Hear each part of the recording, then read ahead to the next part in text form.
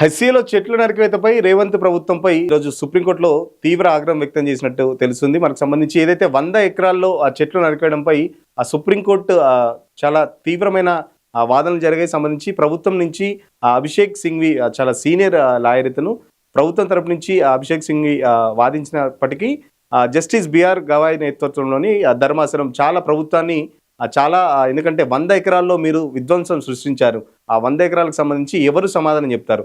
చాలా వరకు చెట్లు నరికేయడంతో జింకలు ఆ రోడ్డు మీదకి వచ్చి లేకపోతే బయటకు వచ్చి కుక్కల దారిలో కూడా చనిపోవడం, ఆ విజువల్స్ మేము చూసి చాలా బాధ కలిగించాయని చెప్పేసి జస్టిస్ గవాయ్ నేతృత్వంలోని ధర్మాసనం కూడా చాలా తీవ్రంగా ప్రభుత్వాన్ని ప్రశ్నించడం జరిగింది.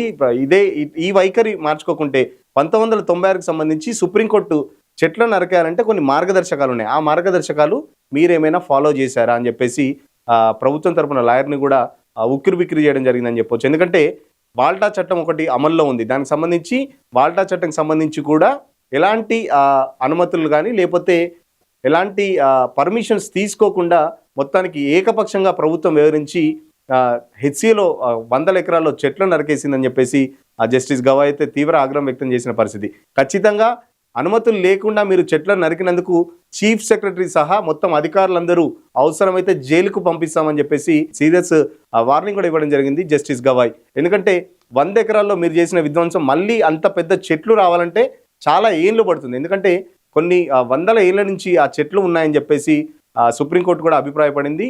ఇంకొకటి సంబంధించి ఈ భూముల వ్యవహారానికి సంబంధించి మీరు ఏదైనా బాండ్లు తీసుకున్నారా, అప్పులు తెచ్చుకున్నారనేది మాకు అనవసరమైన విషయం.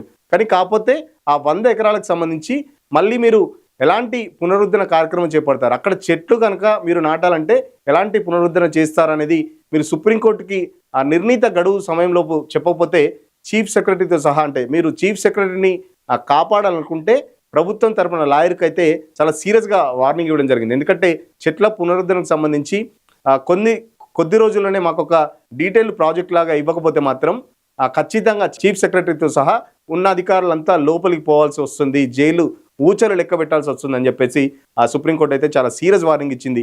మేము చెప్పే వరకు కూడా హెచ్సిలో మళ్ళీ ఇంకొకసారి కూడా ఇంకొక చెట్టు నరకొద్దని చెప్పేసి చాలా సీరియస్గా తీర్పు ఇవ్వడం జరిగింది. ఈ తీర్పుకు సంబంధించి మళ్ళీ మే 15 నెక్స్ట్ మంత్ మే 15 వరకు కూడా మళ్ళీ కొంచెం తీర్పు అయితే కేసును అయితే పొడిగించడం జరిగింది.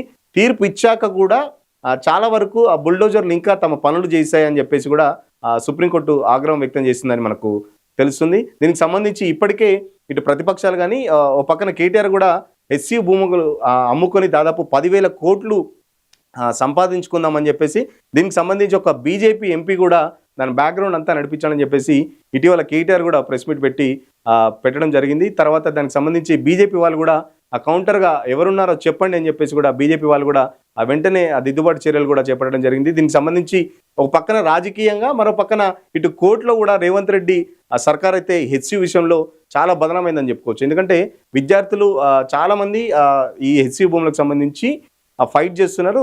వాటితో పాటు చాలా ప్రజా సంఘాలు ప్లస్ ఇతర పొలిటికల్ పార్టీస్ కూడా విద్యార్థులకి చాలా వరకు సంఘీభావం ప్రకటిస్తూనే ఉంది.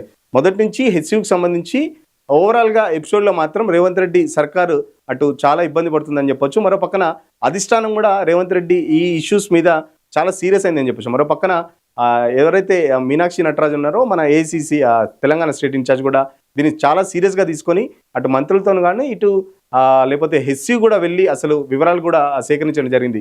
ఒక పక్కన పార్టీలో మరో పక్కన ప్రభుత్వంలో హెచ్సికి సంబంధించి రేవంత్ రెడ్డి బదనం అయ్యాడని చెప్పేసి చెప్పుకోవచ్చు. మరో పక్కన కోర్టుకి సంబంధించి కూడా ఎందుకంటే సుప్రీంకోర్టులో కూడా ఈరోజు చేసిన వ్యాఖ్యలు చూస్తుంటే చాలా తీవ్రంగానే వ్యాఖ్యానించింది. ఎందుకంటే చీఫ్ సెక్రటరీతో సహా ఉన్న అధికారులందరూ జైలుకు పోతారు అని అంటే జస్టిస్ గవాయ్ నేతృత్వంలోని ధర్మాసనం చాలా సీరియస్గా వార్నింగ్ ఇచ్చిందని చెప్పుకోవచ్చు.